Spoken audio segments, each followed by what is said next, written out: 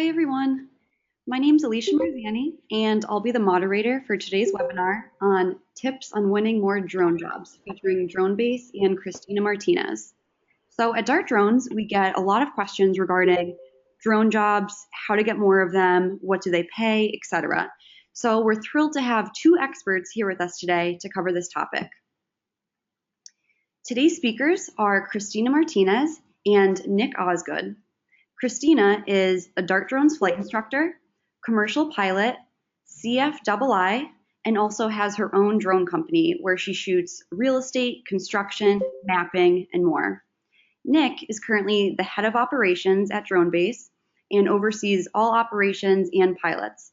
He's been with DroneBase for 3 years and was actually their first employee. Nick has a lot of experience with startups and can provide a lot of great insight to drone pilots.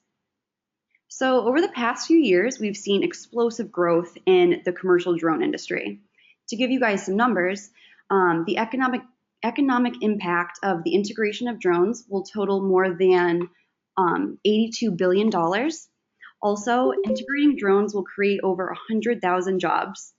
And tax revenue to the states will total more than $482 million by 2025. So these numbers really say a lot, and this growth is happening across multiple industries. Some of those being commercial and residential real estate, construction, insurance, telecom, broadcast media, architecture, security, agriculture, and oil and gas. So there's a lot of opportunities for drone pilots to get out there and fly commercially. So now I'm going to pass it over to Christina, and she will cover some of tips for drone pilots. Hi everyone, my name is Christina, and as Alicia mentioned, I have a really fun drone business, and I'm based in the Midwest.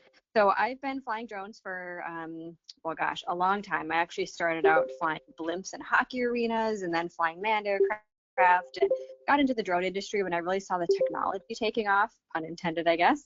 But I found that owning your own business in the 21st century in this gig economy that we have can take some work, but it's super fun. The rewards are awesome. I work when I want, with the clients I want, and I absolutely love what I do. So here's some tips. My first tip is to always start in your current warm market. And what do I mean by your warm market? It's the people that you know and the people that trust you already. So look at your neighbors, look at your family and friends. They're the people that know and trust you and want to refer work to you and want to see you successful. So for example, when I started out with drones, I started in real estate. My husband was actually a real estate agent in college, and I had a relationship with some real estate investors that I knew, and a little bit of knowledge of the industry. So I was able to talk to those realtors and then find out what the market was like in my current area, and maybe who the right people were to talk to on real estate teams. Because if you get into the real estate market, you'll know it's those teams that you want to go after, the people who have multiple agents and many, many listings that will keep you busy. So I talked to one of my local realtor friends. I found out what types of properties would most likely want aerial. In my area, the houses below $250,000 sell in a week, so the realtors aren't going to pay for an additional aerial shoot. But I live in Minnesota, the land of 10,000 lakes, and lakes are beautiful for drone photography. We can get the best angles, the best views. We even did one with swans on the lake this winter. That was amazing. But those are the listings and the agents that I would want to call and network with in order to get the most jobs and the highest paying jobs. So having a contact in that real estate industry really helped me to get to and market to the right agents, the right listing agents, so that I was able to get those jobs. Also think about if you're starting your business with a team or a partner or a friend or another pilot, think about who those people know. In 2017, I added an engineer to our team, and suddenly I had experience with Pix 4D and modeling. So we were able to use her contacts in the engineering companies that we knew to start into the construction industry and the security industry, even to kind of get some really neat jobs in those areas. I don't actually use LinkedIn to advertise specifically, but I use it to make connections with others in the industry. So update your profile. Make sure your profile is professional. Put a picture of you with your biggest, baddest, nicest drone up there. And then use it to connect with those in your industry. If you don't currently have a drone, you're just starting out, just get a nice professional picture of you. A good headshot really goes a long way for some of these online profiles. And don't be afraid to contact your warm market. I just want to put that out there again. Some people are like, oh, well, it's my friends and family. They're the ones who really want to see you succeed and think what you're doing is super cool. So definitely ask them. Ask for informational interviews. If you know an engineer and maybe they're not the type of person that would hire a drone, still ask to meet with somebody in their company and just say, can I ask you some questions about drones and how you might use them in your industry? And then ask for referrals. Well, is there someone else I can talk to that would be interested in maybe working with me to see if we can get drones going for your company? So definitely use those businesses, use those relationships as new business opportunities. So I mentioned asking for referrals. Think about it. When's the last time you've given a referral? You probably gave a referral today, maybe yesterday. Some of the most successful realtors that I know religiously ask their clients for referrals, and that's because people want to give referrals. Think about it. A happy customer will automatically refer you. So here's an example. I was on my little neighborhood Facebook page yesterday, and someone's put a post on there that I live in Minnesota. It's really cold in the winter, and their furnace went out. And they're like, oh my gosh, my furnace went out. I called this company. This guy was super professional. He came out right away. I knew what the price of the job was going to be. And they said, if you have any furnace problems, definitely call this person. And I thought, wow, gosh, I'm going to keep that name because if I have any problems with my furnace, I know who to call. Think about the last movie you saw. Did you tell somebody about it? How about the last place you had a dinner at a restaurant? Did you have good service and did you tell somebody? Happy customers will refer you, and that goes with those industries and also in the drone industry as well. So definitely ask for those referrals. Ask for reviews on Google, on Facebook, on other social media platforms. You can put the little quotes from people on your website. Having those are really great ways to show the customer, your experience and how great your business is. Think about Amazon is another way. If you buy something on Amazon.com, what do? You scroll down to the bottom and look at people's reviews. So definitely ask for those referrals and put them on social media. Also think about setting up a referral program. I have a lot of referral programs with my interior photographers I work with. So as I mentioned, I started out in real estate. And with the real estate business, there's a lot of different pieces to it, but there's always an interior photographer. So some of my contracts I subcontract to an interior photographer. Some of them we just refer work. So if someone is referring me work, they get a portion of my fee. And the reason I do that is I don't have to spend the time marketing and spend the money advertising. That person is just basically giving me business because I know that I will treat their clients well. So I give them something back. I either make sure I send them referrals, or I give them a portion of my fee, either a percentage or a fixed cost. Find out what's right in your industry and what's right in your area. And those referral programs can actually save you a lot of time when it comes to marketing your business and getting new clients. So now let's talk about new industries. Depending on where you live, for example, I mentioned I lived in Minnesota. It's quite cold up here. The ebb and flow of the seasons can really affect how busy you are with your business. So for example, if you live on the Gulf Coast, we know that they get hurricanes down there. You might be really busy in the fall with inspections after hurricanes. So you might have started your business maybe this last season when the hurricanes came up, and a lot of insurance companies were looking for drone pilots. So you've got really good experience in inspections. Well, shoot, now it's February and there's no hurricanes, thankfully. So what are you going to do to fill your schedule and make sure that you're earning your living as a drone pilot? As I mentioned, in the Midwest, we have our Arctic tundra. We really don't get much in the way of jobs in December, January, and even in February. So what do I do so I can make a full-time income in this business? I need to cover a variety of industries that will support me year-round. For example, when I started as a drone pilot in 2015, real estate was where I went. I knew it best. I started in April, and I was busy all through the summer, and then August and September hit, and I stopped depositing checks in my bank account, and I'm like, oh my goodness, what do I do? I'm a manned aircraft pilot as well. I'm a CFII. My original, job pursuit was flying manned airplanes. And because I had a background in teaching, I'm like, hey, people need to learn how to fly drones year round. they're going to need a 107 license. I should start teaching. So I actually found Dart Drones that way, and teaching has been a great, rewarding part of my drone business that I can do year round.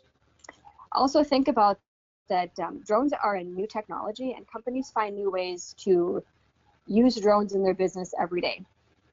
Here's a kind of a fun example. So 2 days ago, I got a call from somebody who does historic preservation of monuments.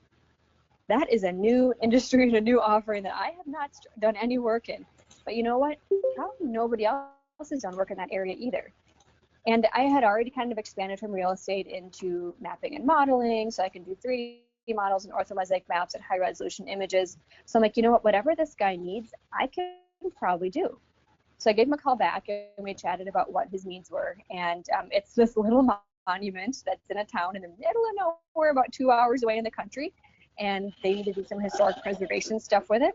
So using some of my other experiences, I'm able to do the perfect job for this guy. And now on my resume, I can put that I've worked with historic monuments. And that's a whole new area, kind of a niche area that surprisingly pays well, but is available all over the country and year round.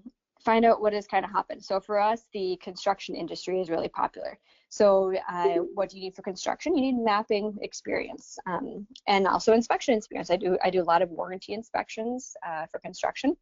So with Dart Drones, they offer classes on inspections, classes on aerial mapping, how to fly advanced aircraft like the M210. But you can also find information on YouTube, going to user groups, looking at companies like DroneBase and seeing what their offerings are, and take advantage of those courses, those free courses, those paid courses, and really get some experience so that you can keep your work and your job busy year round. So let's talk about now how to stay involved. I really recommend checking out your local drone community. There's lots of stuff going on, and it might be hard to find at first, but once you start networking, you meet some really neat people and you find out what everybody else is doing. It's a really fun community. So in my area, we have a very active meetup group. It's an online meetup group with all kinds of pilots. They range from FPV racers to people flying gas helicopters to 107 pilots like myself. It's a great way to have fun with other people and learn from each other. So for example, I have never done FPV racing before, but it's cold in Minnesota. I'm a little bit stuck indoors in January and February when it's like -10 out. So I've picked up FPV racing with Tiny Whoops. Super, super fun. It's kind of honing my skills over the winter. And I'm also meeting other 107 pilots in the area who might have work to refer back and forth. I've heard people say, well, you know, those people are my competition. Like, I don't want to tell them what I'm doing. Here's a clue for you. So I teach, as I mentioned, for Dart Drones. I teach a 107 class, so people how to get their license, and then I also teach them how to fly. So I'm literally training my competition. But you know what? I don't see it that way. The way that I see it is the more pilots that you meet that are good pilots, they're legal, they're 107, they're insured, have this abundance mentality. The more people that are operating that way, the more these large corporations are going to go, oh my gosh, I saw that X company was using drones and got this. We need to do it too. So the more educated, experienced, good pilots are that are out there, the more work will be out there as well. So the more pilots I know that meet those requirements, the better off I am. So here's an example of how my business grew exponentially in January. So I got a call literally 6 days before the Super Bowl from a company in another state, and they're like, hey, we just got this huge couple $10,000s of dollars contract. We need 7 teams of pilots working 16 hours a day for the 4 days up to including the Super Bowl. Well, I don't have 7 teams of pilots working directly for me, but you know what? I'm really involved in the drone community, and I know pilots, and I know who is a good pilot. So I was able to call my, quote, competition and ask them to come work with me. And we had this huge, amazing contract where we did Super Bowl video all over the city, got some really awesome permits to do things. And I referred them all work. And you know what? They're going to refer me back work as well. So the more you work with your community, the better off you are. So definitely stay involved, find those local groups, and really get involved with your local community. So next, I want to talk about some new networking opportunities. You might find that you're in real estate and you want to get into these other areas, you've exhausted your warm market, you don't know somebody, and you need to get some new business. So a significant part of your job is going to be working on new business. It's not always the funnest. I know you want to get out there and fly, but you do need to keep drumming up business. Yeah, repeat clients are great, but you also need to get new people. So there's lots of ways to do this. You just need to know what works best in your location and the industries that you work in. So again, I started by using my warm market, the people that I knew. I asked for referrals, and then eventually I started venturing into other industries like construction and mapping. When I went into those, I didn't have those referrals or warm markets, and I had to be a little bit more intentional. There's lots of options to succeed in those areas. So for example, you can join small business groups. Your local chamber is a great option. There's all kinds of people in there. There's business networking groups like BNI. There's lots of local groups.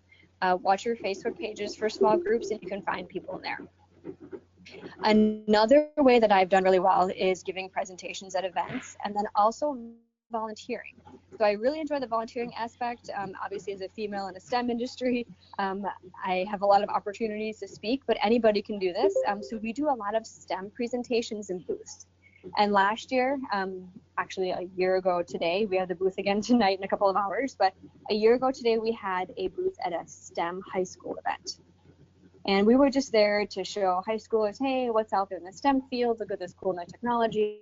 It was everyone from us to engineering companies to water runoff research companies, all kinds of engineering stuff. So through that event, I ended up talking to a couple of other vendors, and we actually got a major road construction job from volunteering at that event. One of the other vendors there was doing a huge road construction project. They wanted to experiment with drones. They thought, hey, this cool company is out here in the community. They're local, they're fun. Let's give them a call. And I got a multi-$1,000 job that lasted almost the entire summer, a couple of days a month to do road construction.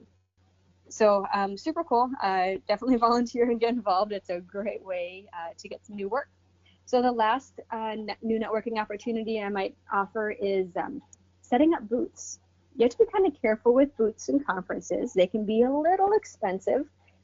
So make sure that you're well prepared if you're going to do a booth and you know who's going to be there, who your potential clients might be, and what your return on investment might be. So as I mentioned, we started getting into mapping and GIS, and we wanted more GIS clients. It's kind of a high-paying industry. So we got a booth at a statewide GIS conference last fall, a couple months ago. And then the other thing we did was we registered as speakers at the event. So you'll notice a lot of networking events will have speakers, and you can register as a speaker. And you're like, oh boy, I've never spoken before. A lot of these you're speaking to anywhere from like 5 to 20 people. You're not the main person on the stage, but there's still an audience that you're going to get to. As a speaker, you get free things, you get prime booth placement, you get free advertising. So definitely register as a speaker if you can at these networking events. Let me give you a little tip here. Everybody wants to hear about drones. So no matter what kind of conference you're at, whether it's for the DNR, whether it's a GIS or a Department of Transportation, if you're giving a speech at one of those in one of the little small side rooms, your room will be packed. So that means bring lots of business cards with you, lots of material that you can hand out, because everybody wants to hear about drones and the latest technology. So never pass up a good opportunity to network. One more piece of advice I'm going to give you is to update your professional profile, and I'm going to add in personal profile as well, because you can Google anything on the internet. So once you meet people, whether it's through your warm market or it's a cold call to a construction company, or maybe the booth that you were just at where you were a speaker, they're going to look you up on the internet, and you probably give them a business card with your website and your name, and they're probably just going to type you in Google and see what pops up. So they're going to visit your website. They're going to look at you on LinkedIn and see what maybe your credentials are, what your resume is, who you're hooked up with. Do you know somebody they know? If you have a DroneBase profile, they might find you on DroneBase. And they're also probably going to look for you on Facebook. And that might include pulling up your personal page, so keep that in mind if it's public. But make sure you do have a business page on there as well. I always advise to make sure your online presence is as clean as possible. Make sure it's up to date. When you get new drones, when you get into new industries, make sure you're updating that, and make it so it reflects the businesses and the industries that you want to be in. So if you have a really strong background in real estate, but you want to be in construction, have a real estate portfolio, but put everything up in Unmuted. as much as you can, and maybe put that the first thing on there. So showcase the industry that you want to be in. A professional headshot, as I mentioned, goes a really long way for your website, especially if you're working with larger companies, engineering companies, people who wear suits, that kind of stuff. So that's where the money comes from. So you want to look like one of them a little bit. And then include a small portfolio of each type of work that you have. It's imperative. They're going to want to see the type of work that you do. They're going to want to see that you can smoothly operate your drone and maybe safely fly around cranes, etc. So when you do get responses from people who find us online, we do often get them just Googling us and finding our website, and they'll use the contact us section. So make sure that your website is set up, it's professional, and you represent the type of drone pilot, the safe type of drone pilot that somebody will want to hire. So your online presence, definitely important in today's business climate, and make sure that you are ready to go. Awesome. Thank you so much, Christina. Those were very good tips. And I did want to mention before we move on to DroneBase, if anyone has any questions, please submit them in the chat section on your screen, and then we'll get to everything in our Q&A session at the end of this webinar. So it's awesome because DroneBase is a company that's doing a lot of the stuff that Christina mentioned for you. So you can actually just focus on flying your drone and the stuff that you're good at. And another thing, DroneBase actually just announced this morning that they have raised $12 million in Series B funding. So very exciting stuff. And Nick, if you can take over and kind of give us some more information, that would be great. Absolutely. Appreciate the shout out. My name is Nick Osgood. I'm the head of operations at DroneBase. So a little bit about DroneBase. So one of our primary missions is that I believe we're one of the most scalable, affordable, and easy to integrate solutions for enterprises to acquire drone data from one of the largest drone pilot networks, which is made up of all of you. We're headquartered in Los Angeles, and I like to think that we're building the go-to tech platform for these enterprise clients across many different verticals and industries, such as residential, commercial real estate, insurance, telecommunications, constructions, and even media. We've got certain clients in large national partnerships with CBRE, JLL in the commercial real estate sector. We've got partnerships in the residential real estate sector with Keller Williams, RE/MAX. For insurance, it's pretty well known, but I think we've had over 1,000 Part 107 pilots fly for our Eagle View and Allstate partnership. In the telecom space, we've done stuff with Verizon and American Tower, and we're always looking for these large enterprise clients that have, tens of thousands of assets that our 107 network can fly. As they mentioned, we just announced our Series B, where we raised 12 million. We were incubated in winter 2015 at a Y Combinator. Y Combinator is kind of a tech accelerator. Some other companies like Dropbox, Airbnb, Stripe, they came out of Y Combinator. And some of our investors include Union Square Ventures, Upfront Ventures, Hearst Ventures, Pritzker Group, Excel Partners, and which you guys know is DJI. So DJI has invested in us now 3 times through what they call the Sky.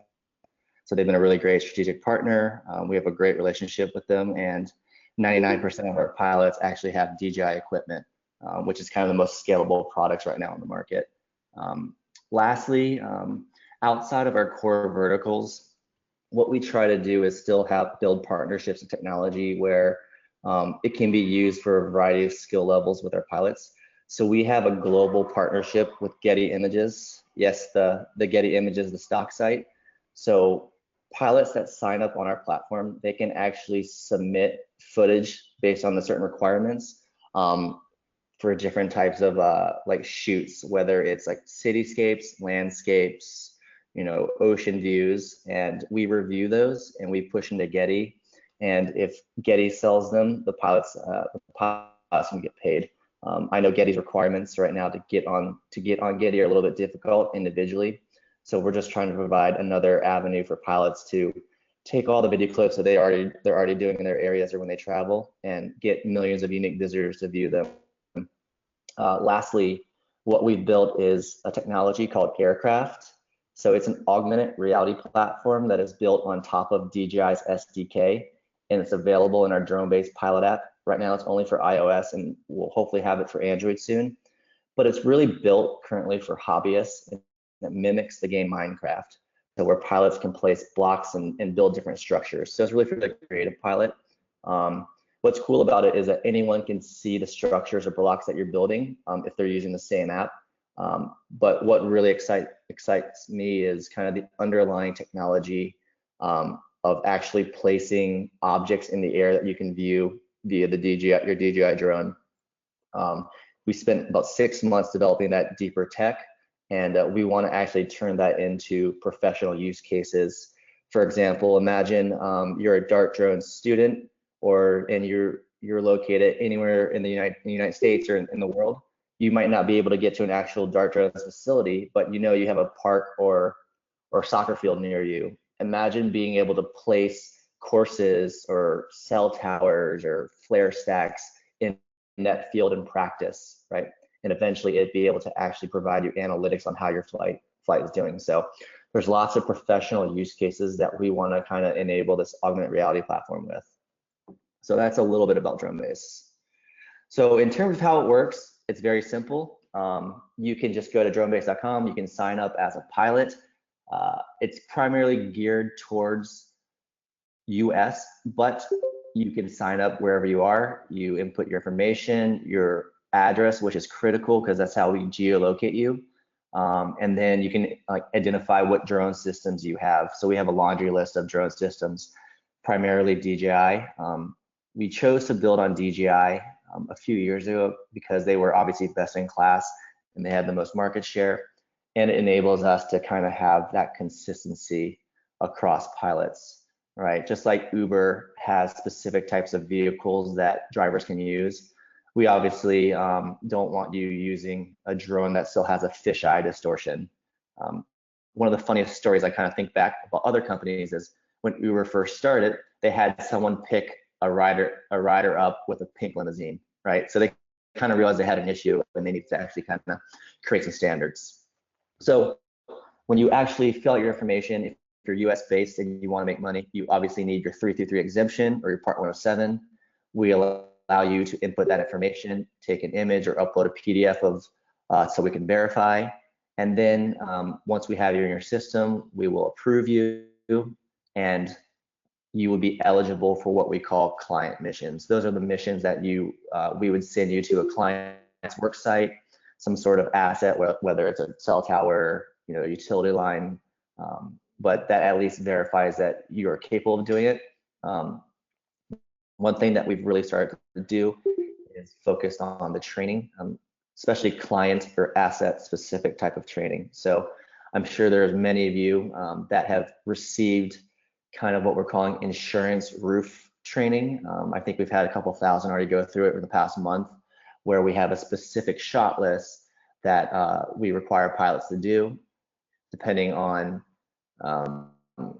different angles of the roof, right? Because we know wind and hail will damage roofs at different angles. I'm not from the Midwest, but if you are, hail comes straight down, it goes sideways, it goes whichever ways. So when customers or homeowners do get damaged, they file a claim with their insurance carrier. And sometimes that hail is going to damage like a side garage, a shack, whatever out on the outside and part of the roof. So part of our training is very specific to what that insurance carrier needs so they can settle a claim. So when you get approved, we will notify you via our platform. You can accept the missions. You go fly the missions on the scheduled date and time. And then once you're done, you actually upload it to our platform, we review, and then we pay you. Usually payments go out every week. So that's kind of the basics of how DroneBase works. So I kind of touched on the verticals that we go into. I thought Christina's discussion was really good because she was getting inbound requests and customers from monuments, from very, very custom type work. For us, we kind of stay out of those types of verticals. We are really focused on scalable, affordable missions. So that typically is in the commercial real estate, residential real estate vertical, construction, insurance, and property inspections and telecom, meaning you can replicate a similar shot list across assets, right? So we usually enable and train pilots to do the same shot list at every single residential home. If the real estate agent wants that interior, we have some partners, but we try to keep you guys outside of the home. For construction, we have similar flight plans, orbits, flyovers, right, and training specific to construction. And just like I said for insurance, there's just high volume potentially when there's what they call a catastrophe event, whether it's wind and hail or hurricane, that we want pilots to be able to do relatively quickly, typically less than an hour, get in, get out, and then upload to us and we get them paid. And that's the beauty kind of DroneBase. And being kind of a tech company, in order for us to scale, we have to kind of avoid super custom. So you probably won't see DroneBase, doing like heavily custom Hollywood shoots or days long events or sporting events. It's just not what we're focused on, and we just want to find scale. So the last part about this is the job length. Typically for the assets that we collect data on that you guys would fly, we try to keep pilots there for less than an hour. That includes setup time and flight time. Once you start going past that hour, that's usually more custom.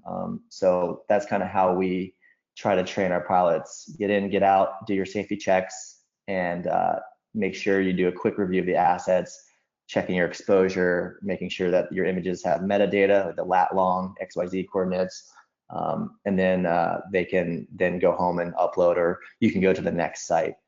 When we flew for Hurricane Irma in Florida, we had pilots doing 10 sites a day. So same shot lists. By the second or third time they were doing it, they could do the shot list without even having to look at the instructions. And we try to like train, like I said, so for certain verticals, we'll actually have the pilots go practice on a property that they own or have a friend that they can fly, just so we can review. It gives them a higher likelihood to be successful in their first flight. And that kind of takes me back to augmented reality one day, where imagine if you don't live in a home, but you have a condo and you don't have a place to go practice, imagine just going to your local park and placing an augmented reality home and you flying it and practicing without actually having to damage your drone or whatnot. So that's a typical DroneBase job. It's across verticals. We handle the sales, and I know everyone always talks about, so what does a DroneBase job pay? So it really does vary. It varies depending on time on site, complexity, how much pre-flight work needs to be done. So for construction example, usually you have to do a check-in, you might have to meet with the on-site contact.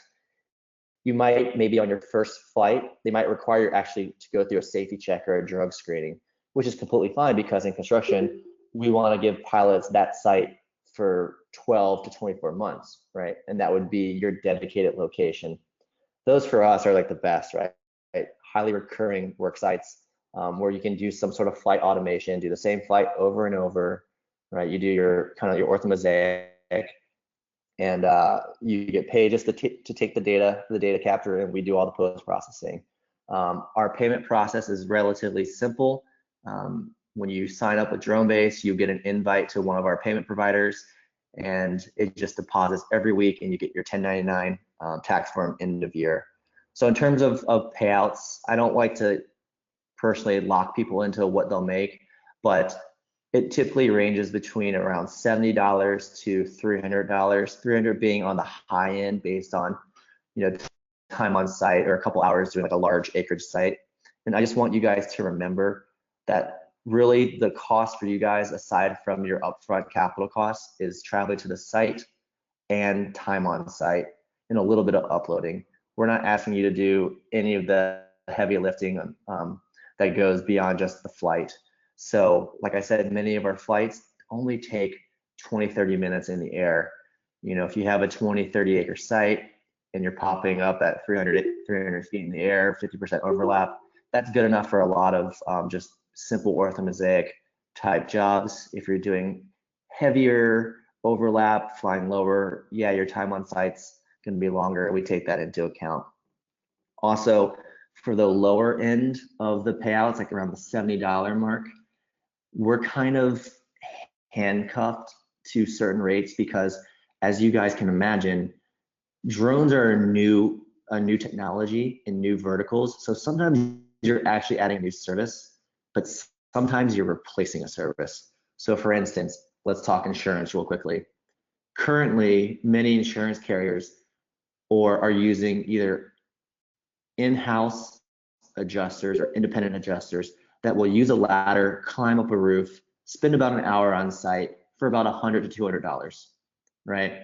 So with a drone on the enterprise sales, you're trying to get the insurance carrier to actually stop business as usual, meaning we want to eliminate or transition that on-site adjuster to what we call a desk adjuster.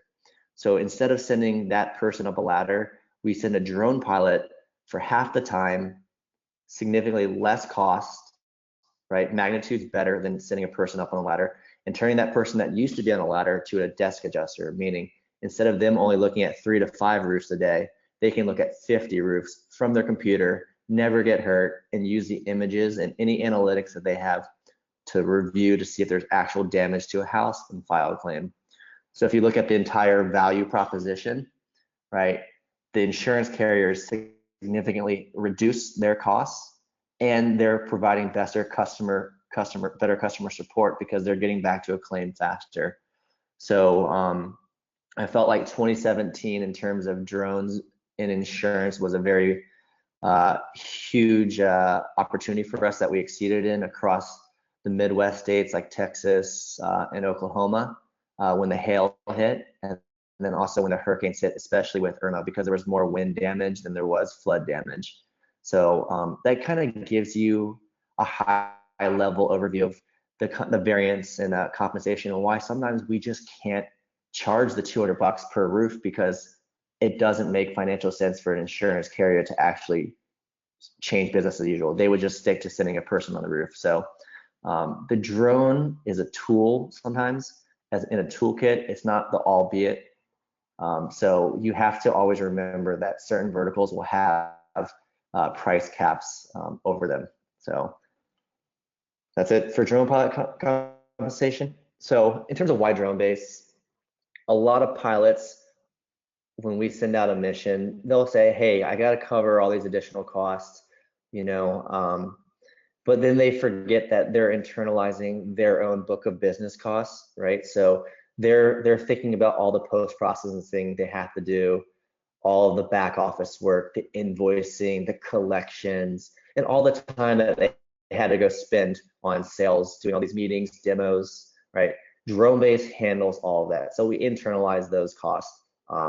So we do all the heavy sales, we have ad spend, we do all the back office work, account management with some of these companies, a ton of customer support, I'll tell you. And then also when you guys submit the assets, we do a lot of the editing, touching up of images, and the data processing and analytics. So in reality, like I said, the cost for the pilot outside of what they spent to get the drones is the travel cost to a work site or asset, and then just the actual flight time and a little bit of upload. Because we have such a large network, we don't try to pass on the cost of travel and expense or any per diem to the customer, because we try to geolocate those pilots close to work sites.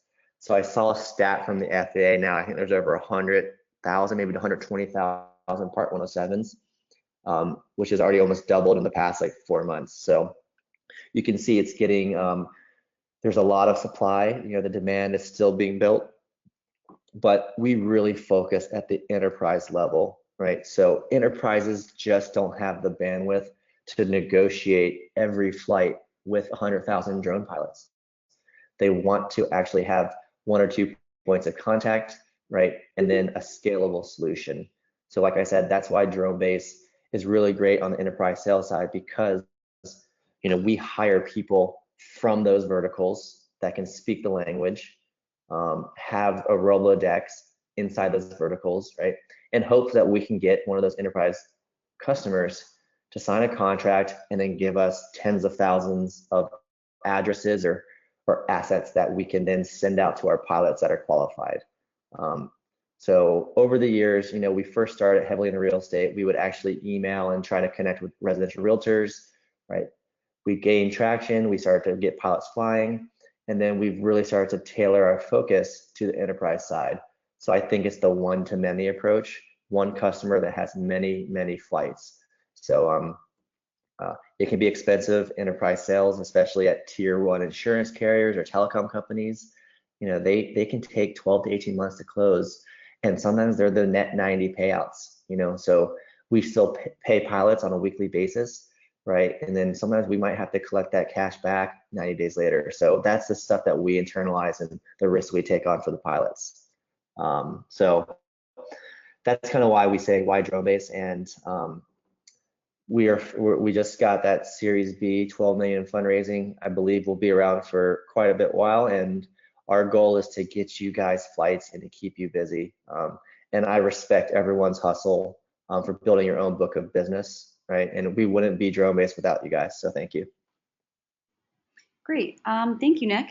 And then to kind of start wrapping things up, the top 6 best practices for drone pilots. So number 1 is to stay current on Part 107. Definitely stay up to date with the drone industry. There's always so many changes, so that is a very important one.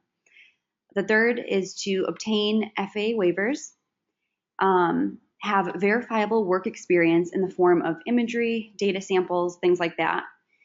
Also, paying attention to FAA regulations and safety. This kind of goes along with just staying up to date with this growing industry. And then lastly, obtaining drone insurance. As Nick was mentioning, it is very important. And so yeah, definitely make sure you have that. All right, so now we'll get into our favorite part of the webinar, which is answering your questions. We did get a few questions already, so we'll start with those. And then if anyone thinks of any other questions along the way, again, feel free to submit them in that chat section on your screen, and we'll get to as many as we can. So the first question for Christina is, can I really make a full-time living flying drones? Yes, that is a great question. And there are a lot of these drone entrepreneurs out there that are getting started and hoping to start these full-time careers. And yes, you definitely can make a full-time living flying drones.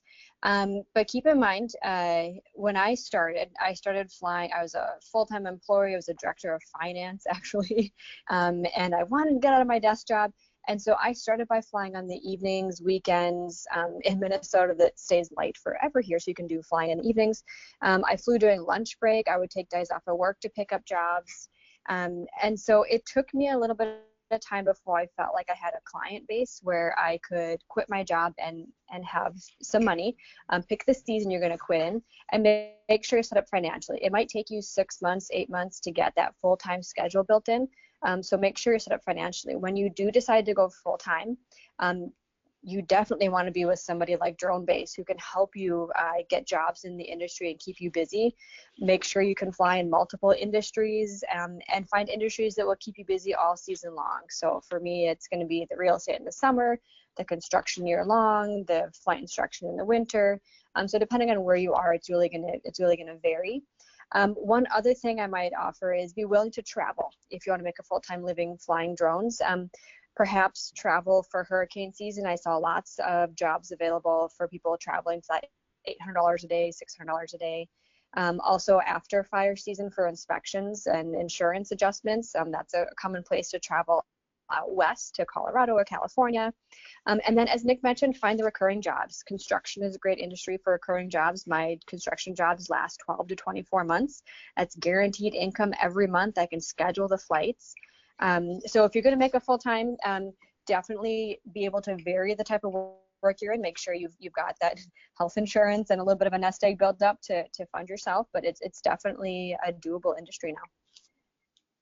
Great, thanks, Christina. Nick, this question is for you. Someone said, I've registered with DroneBase for the last 6 months, but have not received any missions, wondering why this is the case. And they're based in Charlotte, North Carolina. Yep, so aside from pricing, this is the most common type of question that we get. And that's why what we're trying to solve with enterprise sales. It hurts me so much that we have this huge network, yet many of you probably have never heard of us after you signed up. And that's because it's really more of it's more of a customer demand issue than right now versus a supply issue. So a lot of our pilots in cat areas, like in hurricanes or hailstorm areas, have heard from us because they know that, we know from an annual cycle these cats are going to happen. But from other verticals, I can't guarantee that there will be these existing customers that will say, I need this commercial real estate facility like photographed in your location, right? So we know this is an issue. I think there's a few things that hold it back, right? It's the slow enterprise sales cycle. It's customers just not sure that they need drones yet, and it's really us trying to say, yes, you should use it because of X, Y, Z. And like I said, we don't have any in-house pilots, so we put all the work out to our network. So our mission is to keep you guys busy, right? So if you've never gotten a client mission, try out a Getty mission, and maybe there's a way for you to get paid there. But it's one of my top priorities. I'm always pushing on our sales team to keep closing these contracts, and let's get our pilots flying. Nice, thanks, Nick. All right, Christina, we have another question for you. Someone said, what's the best way to figure out your pricing for drone jobs?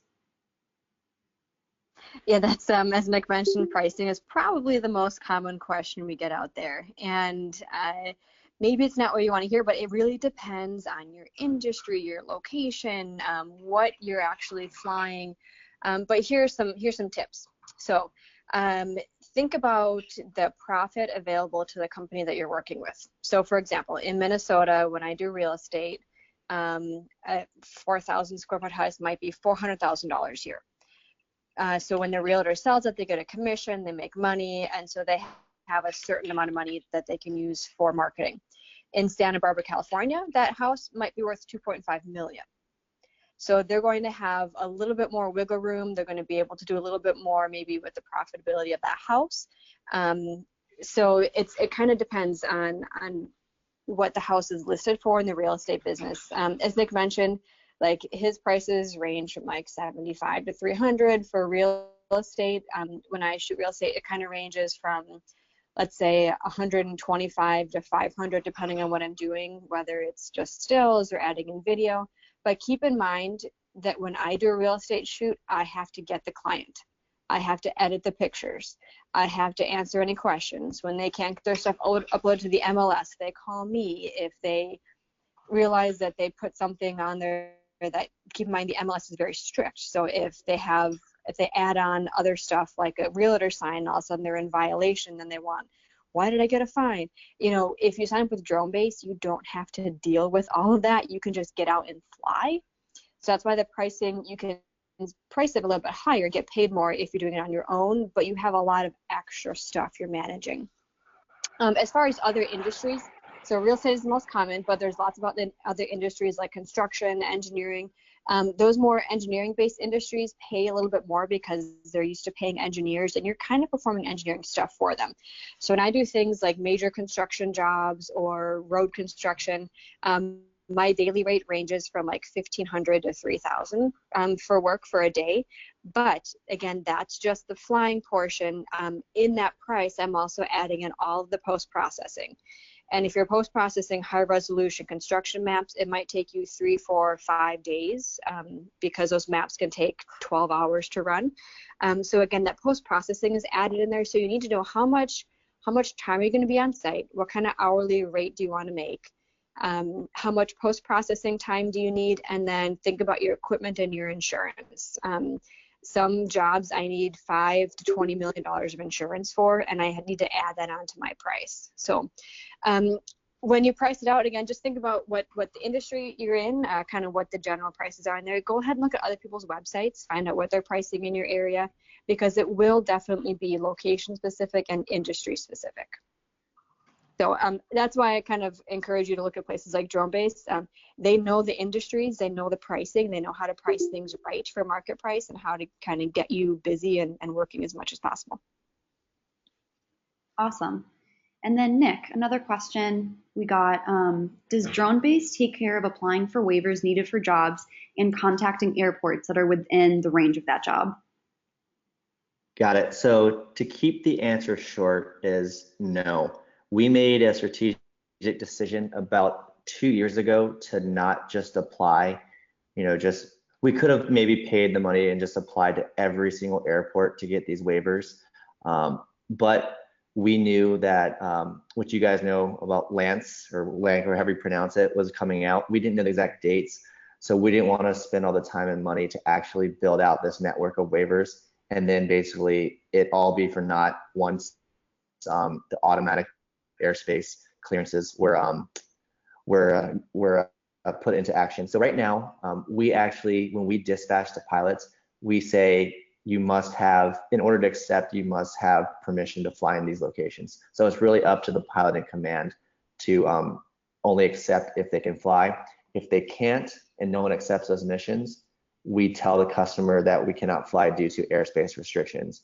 The good thing is we just integrate it with AirMap to have a seamless deep link in our pilot app. So if it's in a Lance enabled airspace up to X feet, the pilot can still do it. It's instant authorization and we get the actual ID of that authorization back. So hopefully in the next, what I'm hearing, 3 to 6 months, every single airport should have authorizations, instant authorizations, but we'll see. I hate having to turn down work because, we're 2 miles from, we're in LAX, and we're only flying 10 feet above the roof, which we know would never impact any type of airline or have any safety implications. But because we don't have a waiver and we need to fly tomorrow, we have to turn the mission down. So that's kind of how it is right now. Okay, thanks, Nick. Another question for Christina. What type of drone should I buy? I am a retired engineer and a realtor. Long term, I would want to be in engineering type of applications, short term in real estate. That's a great question, also very common. DJI is kind of my company of choice, kind of like Apple was the first one out with all the phones, DJI is the first one out with all the really good drones. And I generally recommend that people get the Phantom 4 Pro. It takes amazing real estate pictures. You can get 4K if people want that. Keep in mind that most realtors do not want 4K and they don't really want super high resolution images because they can't upload to the MLS, but check with whoever you're working with. But the Phantom 4 Pro is just the most versatile. If you want to start with something small like the Mavic, the Mavic Pro, the Mavic Air. I just got my Mavic Air yesterday. I'm super excited. But you can start with those, but they won't be the perfect drone for the high resolution mapping, the larger sensors on the P4 Pro. So I would definitely kind of, for just a couple $100 more, I'd go for the Phantom 4 Pro. And that's kind of your perfect all-around versatility drone. I second that. Okay, thanks. And then Nick, someone asked, what does DroneBase recommend for automated flights? And they mentioned Drone Deploy. Great question. So we currently do not have a standard. The main reason was that we kind of have some customers that actually require them to use their own flight. So for instance, we didn't want to have an exclusive. So imagine you're on an insurance mission and the insurance carrier actually, believe it or not, some of them are building into the DJI SDK. So they have a private, iOS app where they want you to fly with it. I see a lot of our pilots, especially for kind of the snake pattern lawnmower or whatever you guys call it for orthomosaics, they use Drone Deploy, they use Litchi or Litchi, they use Autoflight's autopilot app, which is made by Hanger, Maps Made Easy, or also just the DJI app, Ground Station Pro. They're pretty much a commodity if you're just doing the grid pattern. So you always set your height and your overlap. So that part, you're pretty much getting the same consistency. From the actual analytics processing standpoint, most people now have decent orthomosaics, but it's really the analytics and the algorithms behind it that are setting the companies apart. So that's kind of a secondary question, but I don't, Pix4D has their own app. We're very, very kind of open to whatever people need as long as they follow the instructions, right? So set your flight height that we require, adjust if there's obstructions like a telephone pole or a tree, but maintain your overlap, and you can do that with a bunch of different flight apps. All right, and then our last question for Christina.